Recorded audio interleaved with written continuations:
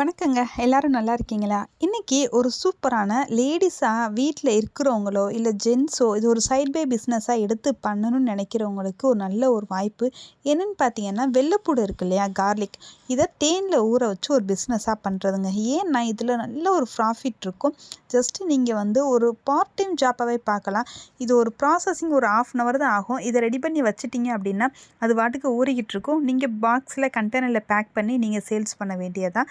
So details வந்து நான் அதுக்கு முன்னாடி ஒரு இமேஜில் கொடுத்துருக்கேன். ரேட்டு எவ்வளோக்கு சேல்ஸ் பண்ணலாம் அப்படின்ட்டு. இது எப்படி பண்ணுறது அப்படின்னா, ஃபஸ்ட்டு தோலை உரிச்சுக்கோங்க. 2 நாள் வெயிலில் நல்லா காய வச்சுக்கோங்க. வெள்ளைப்பூட கொஞ்சம் மாய்ச்சர் இருந்தாலும் சீக்கிரம் கெட்டு போயிடும்.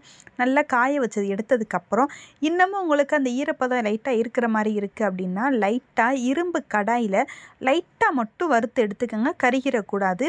அந்த மாய்ச்சர் கண்டென்ட்டு ஃபுல்லாக இல்லாமல் போயிடும். அதுக்கப்புறம் நீங்கள் வச்சுருக்க ப்யூர் தேனில் அதை போட்டுருங்க. நல்ல கண்ணாடி பாட்டிலில் போட்டு நல்ல இருட்டான இடத்துல ஸ்டோர் பண்ணி வச்சுருங்க.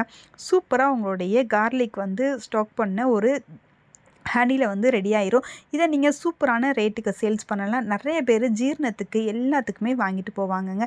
இது ரொம்ப ரொம்ப மருத்துவ குணம் உள்ள ஒரு ப்ராடக்ட். ட்ரை பண்ணி பாருங்கள். என்னுடைய வீடியோ பிடிச்சிருந்தா மறக்காமல் லைக் அண்ட் ஷேர் பண்ணுங்கள். சப்ஸ்கிரைப் பண்ணி வச்சுக்கோங்க.